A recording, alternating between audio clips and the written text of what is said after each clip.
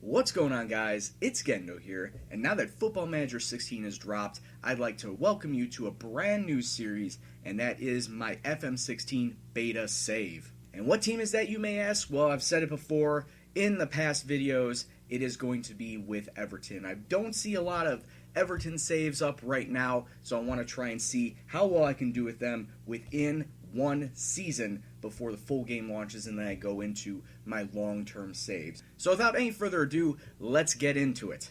And I think to start out, this would probably be a good amount of leagues to load up. English, German, Italian, and Spanish. That's all I really need, because those are where the really good players are in Europe, and I might as well just stick with Europe for within this first season to take a look at how I can build up the squad. At least, if not in summer, we'll try the January window.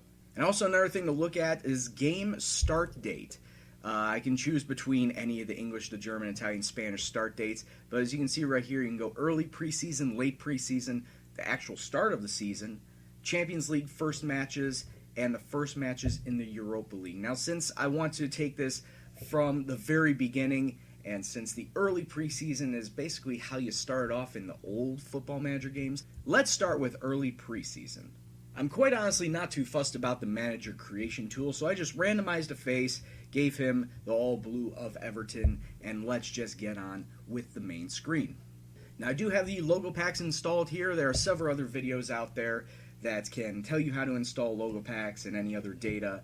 I've been doing this for several years now, and I feel that other people have a better grasp at it than me, so I'll let others tell you how to do it. Myself, I just have it already installed. And as far as my managerial style, I decided to choose something that would get at least the badge would be how it would fit with an Everton type team. So I got Continental A and set my past playing experience to Sunday League just to keep it as realistic as possible. And this is how I set up my coaching attributes. The focus is more towards tactical because obviously being Sunday League footballer, those stats would have gone down immensely. So I shifted it almost all the way over to that side. I like an attacking style approach. Defense is kind of in the middle. Don't care really much about fitness. Don't care about the goalkeeping as much. I'll let the assistant managers and other coaches deal with that. Big on tactics, big on the mentality, and big on the technical side, and working with youngsters, I did not touch that at all. On the mental side, left the adaptability all the way down to a 1, since adaptability is more or less how you can adapt to a different country than your own. And taking those stats, I put it into more in determination, motivating, as well as man management and level of discipline. So that's the stats that you see right here. Let's get on with meeting the team. Alright, and here we go with the main layout. This is the main inbox, and it doesn't look like much has changed compared to last season. I guess the bar up here at the top is a little more pronounced. The FM options and the calendar are a little pushed back, but that's okay. There you go. Gendo takes charge at Everton. Personal message from Bill Kenwrights. Bill Kenwrights is, of course, the chairman of Everton. I don't really like to do meetings, and I will set up all of my coaching and whatnot, all my staff responsibilities at a later date. My transfer updates. Luke Garbett, who is an up-and-coming left back here at Everton, he is away on loan for the full season at Fulham. Meanwhile, Junior is away on loan for half the season at Wigan. Junior, I believe he is a center mid, if I recall. Yes, he's a center mid, more likely a defensive mid with those stats. All right, let's take a look at the injury update. And oh my lord. That is 8 people out with injury. Let's just go down the list. Muhammad Besic is out 4 to 9 days. Okay, with a torn hamstring, it must have been coming off the end of last season. Stephen Paynar is out at least 2 months with a pulled hammy. Leighton Baines, of course, he broke his ankle very early on in the season, and he will be out for 3 months. They were able to keep that one in. I'm not too happy about that. Darren Gibson, Gibbo, is out for 2 months with a broken foot. Aidan McGeady out for 2 months with a torn hamstring. Romelu Lukaku, no, the big man up front, is out at most 6 weeks with a pulled hamstring. Tom Cleverley out 4 months with strained ankle ligaments. To be quite honest with you, I never really was a big fan of Tom Cleverley coming to Everton, so I wasn't going to use him all that much. And if he's going to be out 2 to 4 months, that just solidifies me not using him much at all. And Gerard Deulofeu is out 4 to 6 weeks with a pulled hamstring, so mostly midfielders and wing players are out injured, at least for the start of this. But the good thing is we do have 4 weeks of preseason, so most of those players will be back within the first 2 or 3 matches of the regular season. So I'm not too concerned about that. It will give me an option of bringing up some youth players. And Everton does have some great youth players that we can bring into the squad right away, namely like Brandon Galloway, like Mason Holgate, Connor McElhaney. You're taking a look at Brandon Galloway, 19 years old, who can play defensive back as well as the left wing back area. Like I said, 19 years old, very good on the defense. 14 marking, 15 tackling, and 13 positioning with decent speed as well. Connor McElhaney. In FM's past, Connor McElhaney was a very hotly sought-after winger. He can also play striker up front. He is a left attacking mid primarily.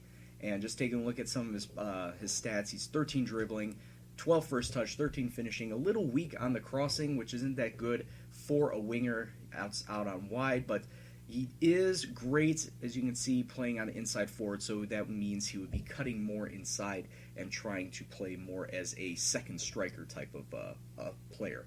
And of course, Mason Holgate, 18 years old, can also play the defensive back positions. He's played center back and right back. Fairly pacey player, the 14 in acceleration, 15 in pace. Defensive stats could use a little better training. 12 marking, 13 tackling, but overall can do a decent job if he's called upon.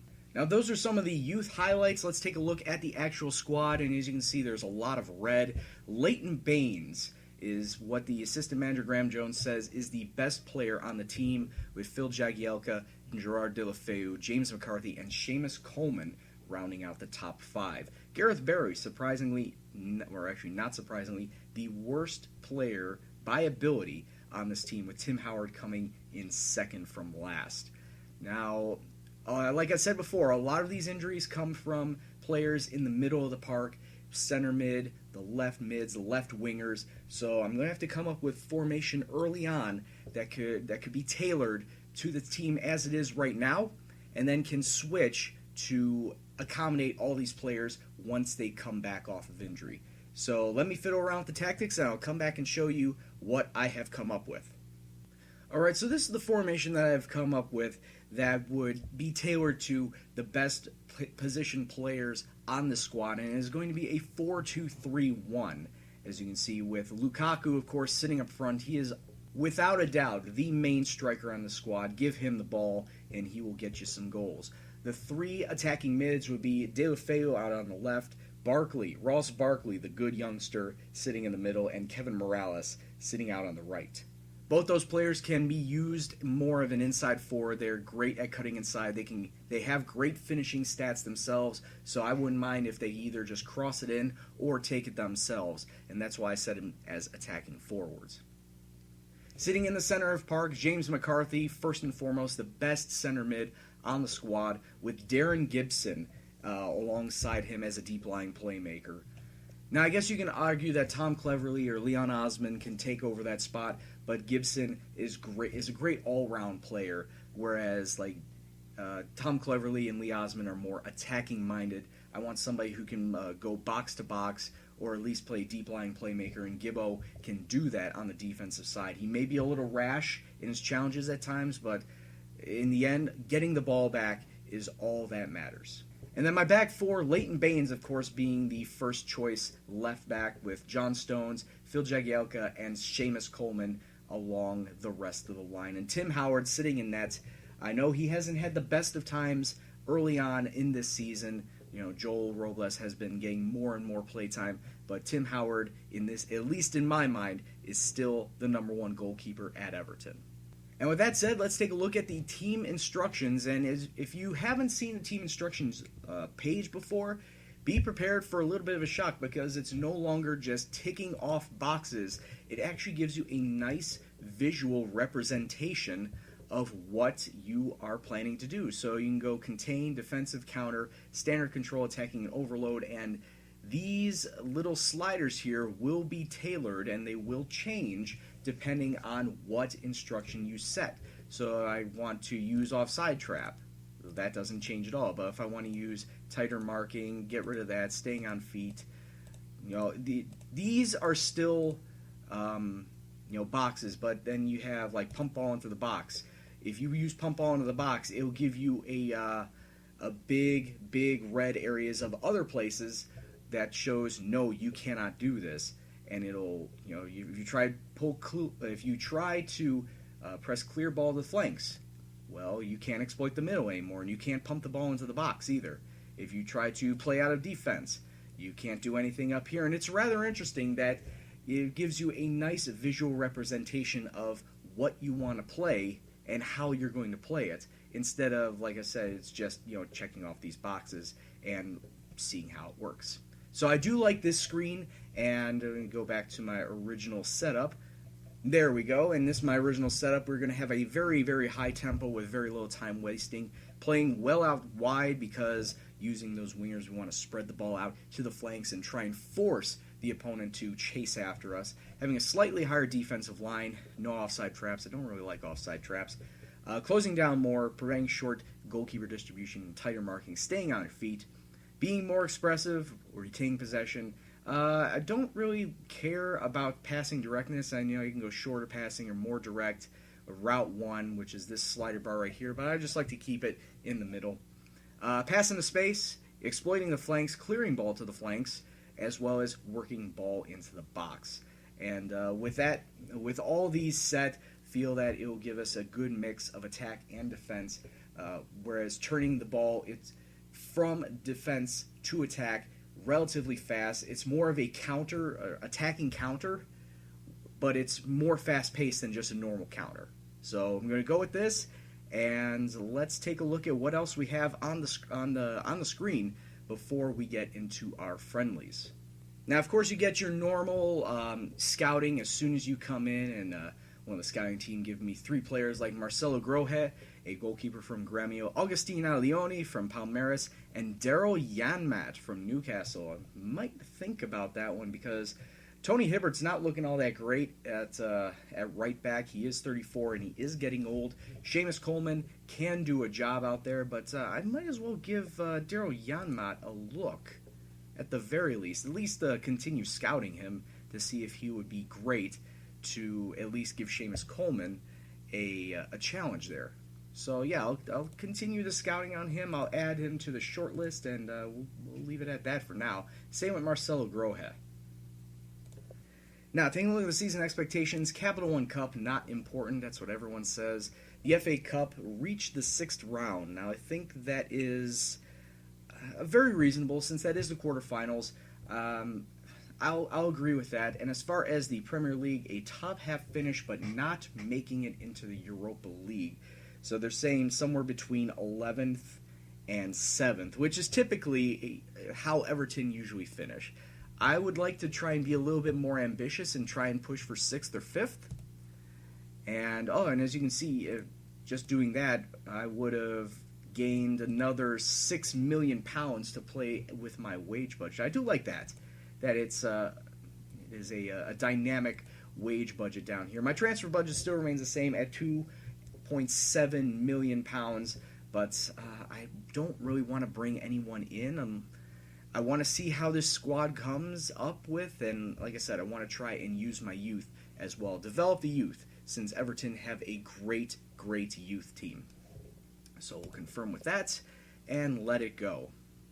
Now, taking a look at this competition screen, the schedule screen, we do have 5 friendlies before we play our first league match against Norwich at home. So I'm going to not simulate, but I'm going to play those friendlies off camera and get up to the Premier League and see where our situation stands. Will we have more injuries, and how many people we're going to be coming back with?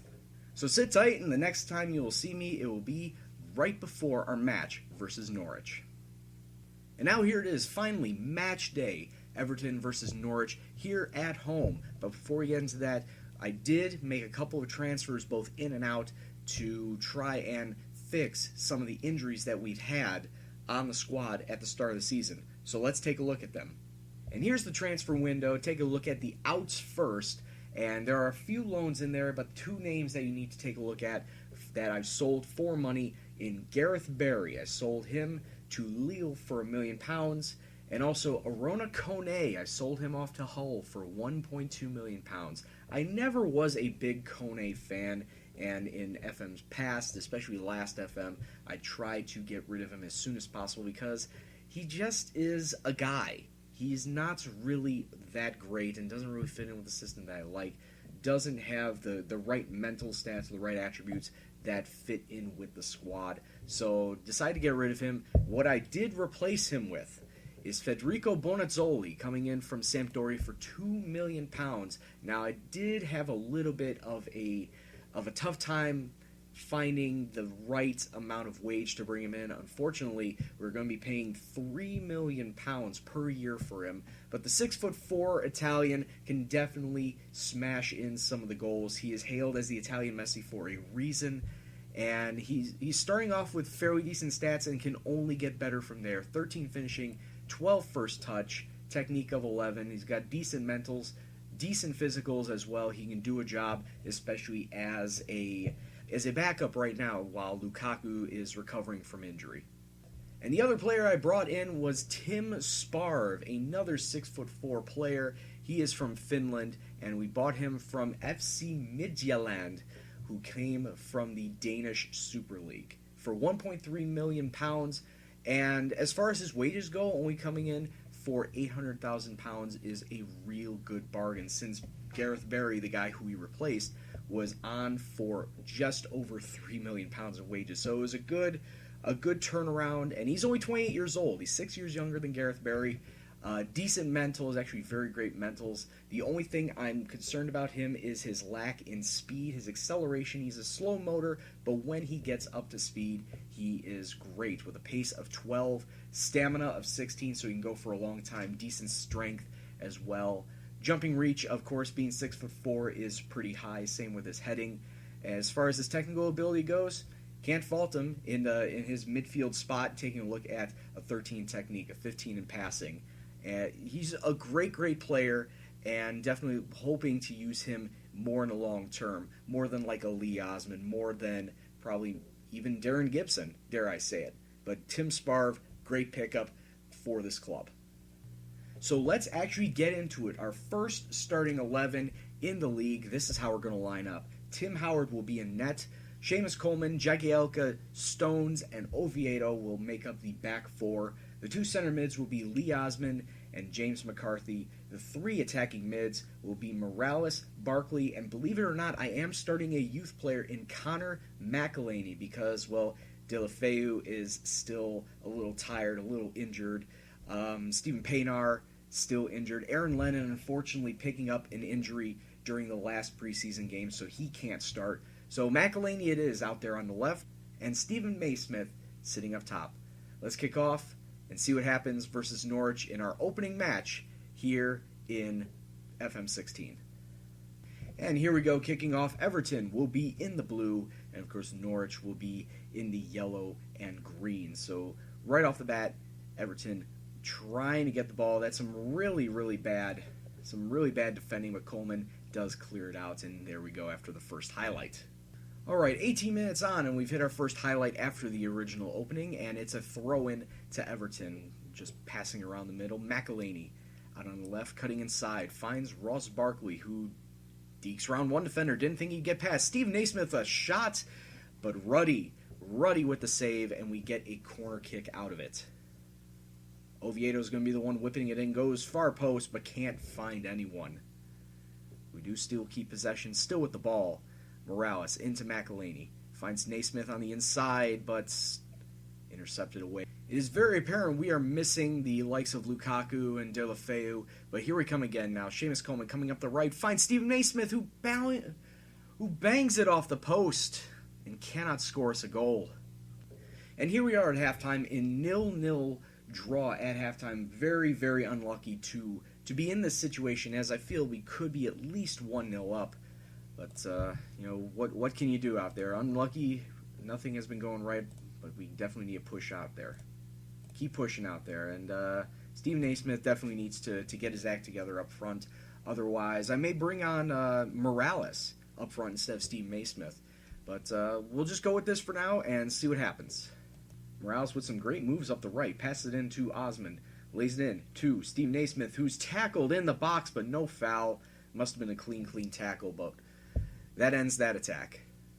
Alright, so both Naismith and McElhaney have not been playing to the best of their potential today, so I'm going to be subbing them out.